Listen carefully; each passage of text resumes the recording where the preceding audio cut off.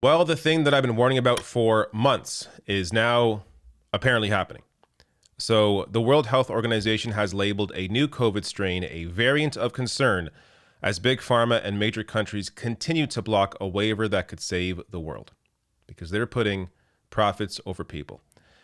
I've been warning about this for months, and not because I'm some brilliant mind, but because I listen to experts, what the experts have been saying. This from back in March from Common Dreams here. Experts warn failure to rapidly vaccinate the world creates dangerous opening for COVID-19 mutations. So you have major countries, as I'll get to in a second, that have been blocking the TRIPS waiver. This is the WTO waiver that would allow the vaccines to be produced and distributed globally for a fraction of the cost by taking control of the patents away from big pharma and putting it into the hands of other reputable producers that could produce and distribute the vaccines globally. But of course, big pharma has been against that because they care more about their profits instead of people's lives.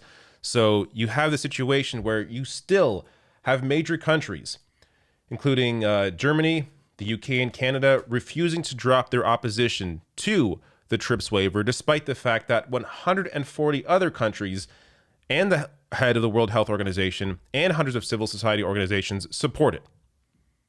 All because they care more about their profits. Now, you'll notice here that the US is no longer in this list. Biden came out a few months ago claiming to be publicly in support of the TRIPS waiver, though apparently I read other articles saying behind the scenes they have not been singing its praises, so they have been actually fighting against it, just as Germany and Canada and the UK have. But Biden has come out with a new statement saying he's in support of it, so I'll get to that in a second.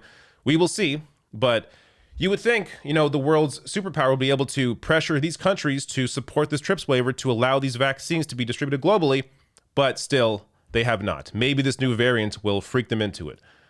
But you have here the big news from CNBC. WHO labels new COVID strain named Omicron a variant of concern, citing possible increased reinfection risk. So it is feared a sharp upswing of COVID cases in South Africa's Gauteng province, where the heavily mutated strain of the virus was first identified, could mean it has greater potential to escape prior immunity than other variants. And the WHO has said it will take weeks to understand how the variant may impact diagnostics, therapeutics, and vaccines. So they're not quite sure yet its impact on those who are vaccinated, but the way these variants tend to work, you open up these pockets, allow the vaccines or allow the virus to mutate and evolve, it's going to find its way around these vaccines and cause them to be less effective. So this potentially creates a massive new issue. But more here.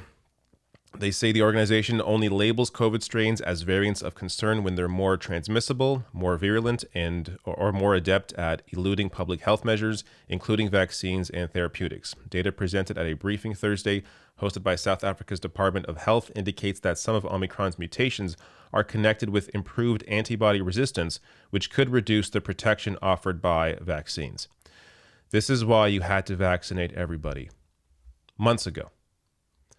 But they have dragged their feet on this because major countries and big pharma, again, care more about money for themselves than anything else. And that's really the fault of capitalism more than anything else. But I want to show you this quick clip. Yes, it's me. But this is something I've been saying for months. All you have to do is look in the right places. This is why I often reference Common Dreams. It is a great reference to know what is actually going on in the world, and this is proof of that. So watch this quick clip of me. You can tell it was a while ago since I have long hair, but this is what I was saying back then. This waiver would allow the vaccines to be produced and distributed globally for a fraction of the cost. The more you allow COVID-19 to spread, the more you allow it to mutate to the point that there may be a variant down the line that could render the current vaccines ineffective. And that's just one of several videos I did discussing this TRIPS waiver and the need to mass produce these vaccines globally. Again, I'm not showing you this because I'm some brilliant person. I'm showing you this because I know where to look. Look at places like Common Dreams, a great resource. They reference experts that actually know what they're talking about. Now, let me just get back to where the U.S. is on this. So as I said earlier, back in May, I believe. Yeah, back in May, Biden came out finally in support of the TRIPS waiver to mass produce these vaccines on a global scale against the wishes of pharmaceutical giants. But still, apparently behind the scenes, they were not as, as excited about this idea as they claim to be publicly. But now, again, Biden has come out, maybe for real this time, and is claiming to be on the side of the TRIPS waiver, saying here in a statement today after the announcement of this new variant. In addition, I call on the nations a gathering next week for the World Trade Organization ministerial meeting to meet the U.S. challenge to waive intellectual property protections for COVID vaccines, so these vaccines can be manufactured globally. I endorsed this position in April. This news today reiterates the importance of moving on this quickly. So maybe this new variant will scare these nations and the U.S. into taking this seriously and actually doing it for real now, but I don't know. Profits are quite a powerful thing for those that have money. Last thing here, I don't know. I'm just going to play this.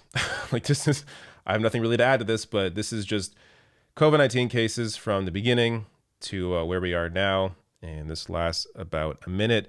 But you can see the U.S. here has been pretty strong in their numbers, in the amount of cases that they have put up since the beginning of this pandemic.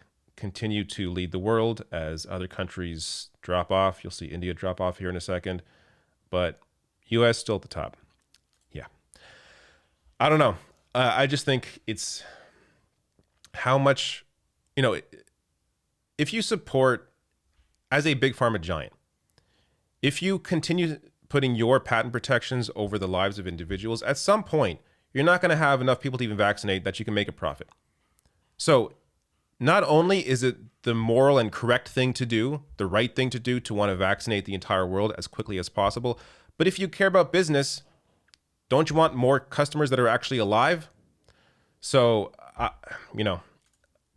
don't expect here to convince any big pharma executives in this video of the right thing to do, but clearly it's just, the answer is clear. You have to mass produce these vaccines on a global scale. And the only way to properly do that is by taking the patents away from these big pharma giants.